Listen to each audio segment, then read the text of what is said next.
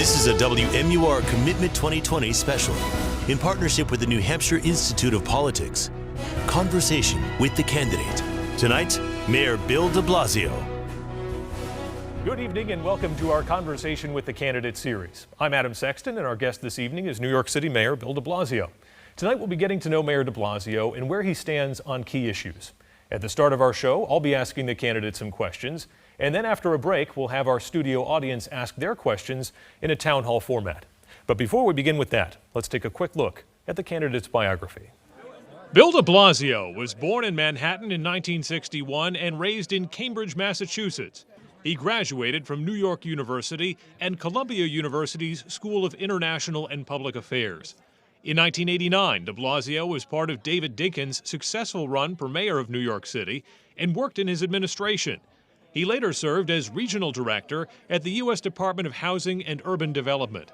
De Blasio was also a member of the school board in Brooklyn and headed Hillary Clinton's winning campaign for U.S. Senate in 2000.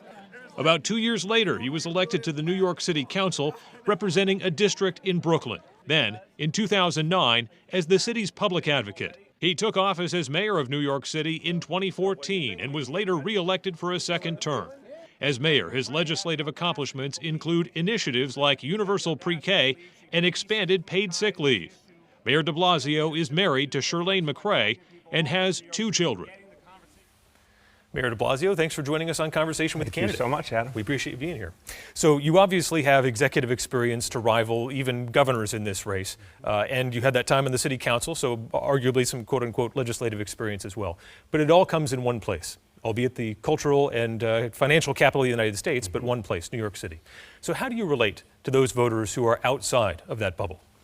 Well, Adam, it's the most diverse place on earth. So in New York, I think you see so much of the issues, the concerns, the needs of people all over New Hampshire, all over the country.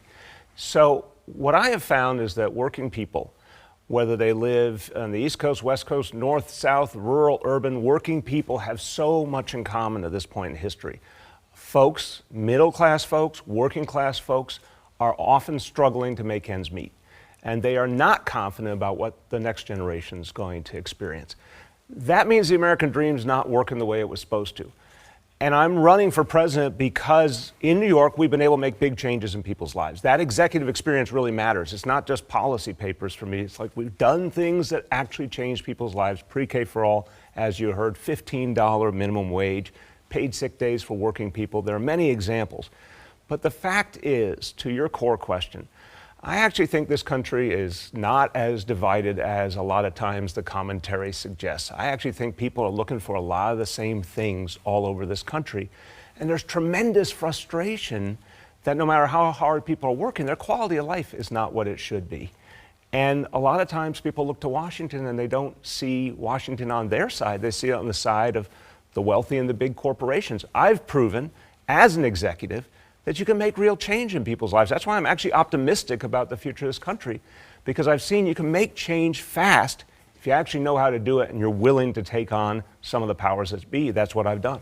Even though 2016 was a close race, one of the narratives coming out of that election loss was the Democrats were becoming too coastal, too well-educated. Correct. Is the party at risk of losing its working class base? Oh, I think it's already been a problem, Adam. This Democratic Party is supposed to be the party of working people. And when I ran for mayor, I said, we're going to put money back in the hands of working people. We're going to take on that tale of two cities that we were living in New York City at the time, and we're living all over this country, basically.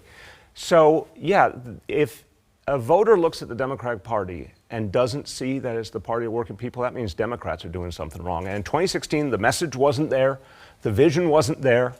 So many folks, including Democrats, stayed home. Or voted for third-party candidates. And this is the crux of this year. You know, there's so much talk about electability this year.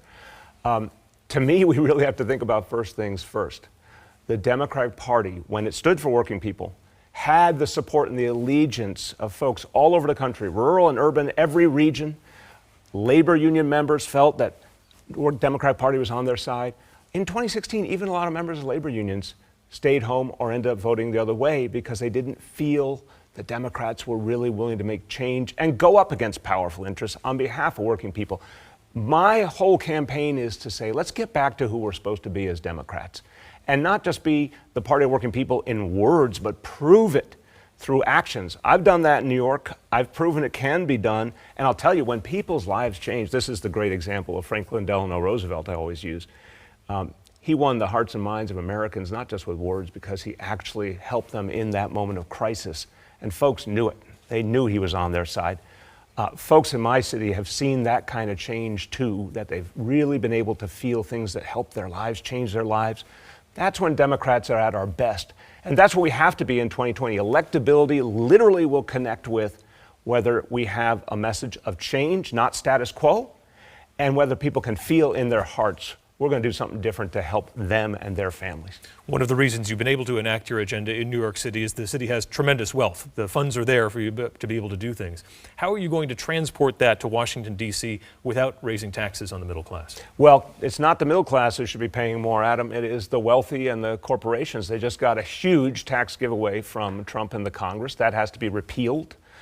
We have to go back to the kind of tax rates on folks who are multimillionaires that existed in the 1950s and 60s in this country. And by the way, we know that when there's fairness, when there's equality in our society, people can tell.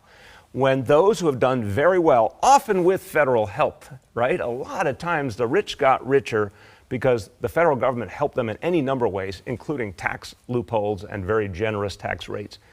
If we go back to the idea that the wealthy should pay their fair share in taxes, we have an opportunity in this country to invest in everyday people. And the fact is that when we invest in everyday people, when we invest in communities, that's when you see folks actually thinking their country is on their side. So no, we don't need to ask more of middle-class people or working-class people. We need to right the wrong of the last 40 years, honestly, where the rich have just had every conceivable advantage in Washington, and working people have taken on the chin. I mean, here, when I go around New Hampshire, when I go around this country, what everyday people tell me is they feel like they've been stuck for a long time. They don't feel like their families have been moving ahead. They've had too many times when it was tough to pay the bills, too many times it was hard to get health care. Again, very worried about their kids and whether their kids will even do as well as they did, worried they might even do worse. So I think in that context, if we say, hey, one small group of this country has done well, and everyone else feels kind of stuck, that's not the America we believe in. Let's do something very different. The resources there, I always say there's plenty of money in this world, and there's plenty of money in this country. It's just in the wrong hands. And it's in the wrong hands because of the decisions in Washington that created that huge inequality. And that's not good for the future of this country. All right, Mr. Mayor, thanks for answering these questions. Adam. The tougher ones await with our live studio audience. And coming up after the break, we will bring our town hall voters into this conversation. Stay with us.